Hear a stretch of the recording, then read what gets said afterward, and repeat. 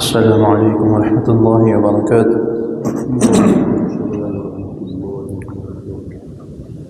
الحمد للہ وسلام علی عبادہ الذین اصطفى،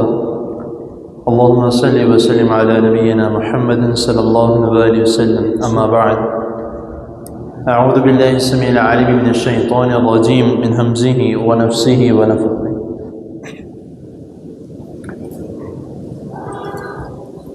یأمرهم بالمعروف وینہاہم عن المنکر ویحل لهم الطیبات ویحرم علیہم الخبائث۔ صدق اللہ۔ حضرات محترم، نصیحتوں کے متعلق چند باتیں اللہ تعالیٰ کی توفیق سے آپ کے سامنے بیان کی جا رہی ہیں۔ قرآنی نصیحتوں میں جو اللہ رب العزت نے اپنے بندوں کے لیے کی ہیں، اس میں پچھلی نشست میں نے آپ کو بتایا تھا کہ جو آیت تلاوت کی تھی آپ کے سامنے، قل تعالوا اتل ما حرم ربکم، اس میں نے بتایا تھا کہ کسی کے لیے بھی یہ جائز نہیں ہے کہ وہ اپنے اوپر حلال کو حرام کرے یا حرام کو حلال کرے۔ یہ صرف اللہ رب العزت کا ہی حکم ہے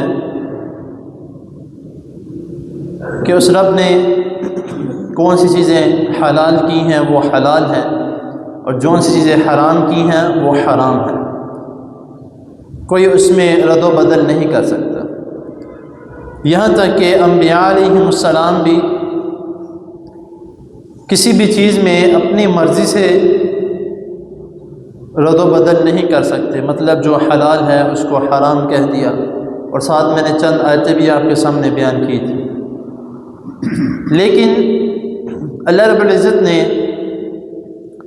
انبیاء علیہم السلام کو اس چیز کی اتھارٹی دی ہے، یعنی اس چیز کی اجازت دی ہے کہ وہ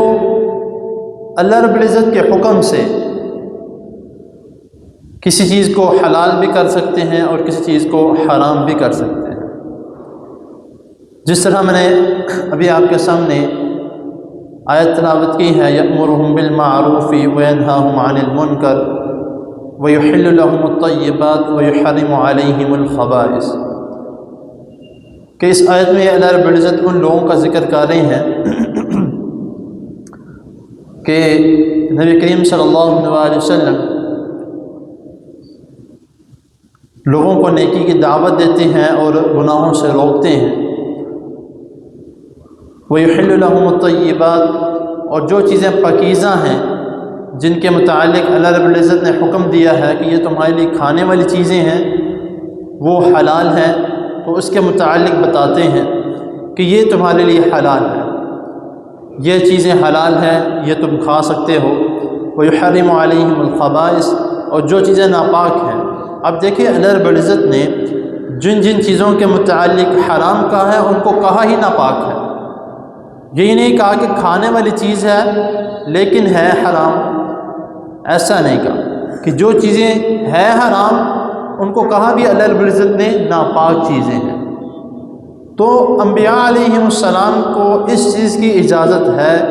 کہ وہ اللہ رب العزت کے، عام لوگوں کو اس چیز کی اجازت نہیں ہے، اور نہ ان کو اس چیز کا حکم آتا ہے،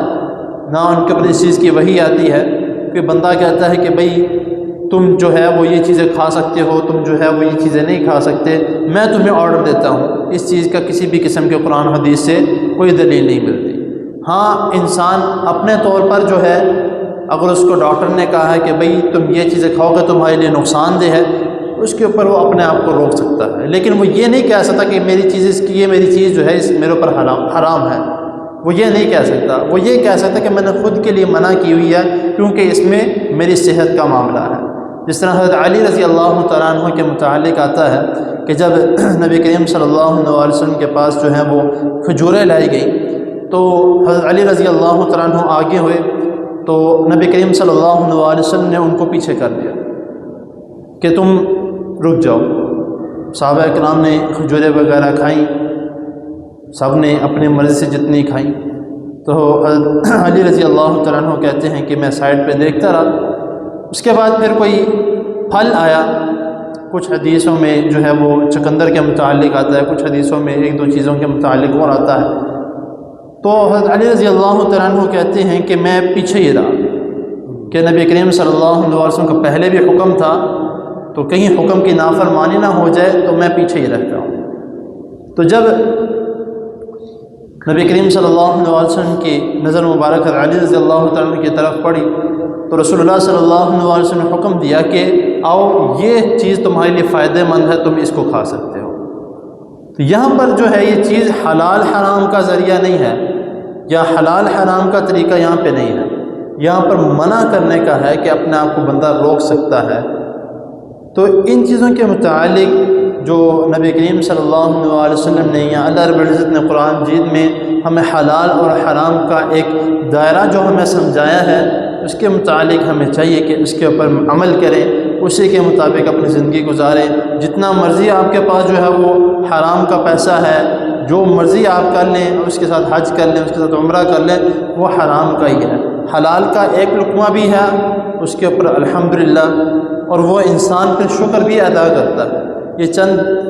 جب میں اس کے متعلق حلال حرام کے متعلق میں نے پہلے بھی ایک دفعہ جب درس دیا ہے تو میں نے یہ لازمی بات کہی ہے کہ جب انسان حلال کماتا ہے، حلال کھاتا ہے اور حلال ہی اپنے بچوں کو کھلاتا ہے تو ہمیشہ جو ہے وہ اللہ تعالیٰ کا شکر ادا کرتا ہے، اور اس کے زبان سے شکری کے کلمات ہی نکلتے ہیں۔ ایک بندہ حرام کماتا ہے، حرام کھاتا ہے اور کھلاتا ہے، وہ جتنا مرضی اس کے پاس ہو، کروڑوں اربوں روپے ہو، وہ ہمیشہ ایک ہی الفاظ کہے گا کہ بھائی مر گئے، لٹ گئے، پاس کچھ ہے نہیں، ہمیشہ اس کی زبان سے ناشکری کے الفاظ نکلتے ہیں۔ تو یہ حلال اور حرام کا ایک دائرہ، اور حلال اور حرام کا جو اللہ رب العزت نے ہمیں بتایا ہے اس کے متعلق، تو یہ ایک طریقہ کار ہے جو میں نے پچھلے نشست میں بھی اور اس نشست میں بھی میں نے آپ کو جو ہے وہ چند باتیں اس کی بتائی ہیں۔ تو اللہ تعالیٰ کی حضور دعا ہے اللہ تعالیٰ ہمیں جو سنا ہے اس کو سمجھنے کے، اس پر عمل کرنے کی توفیق عطا فرمائے۔ جزاکم اللہ۔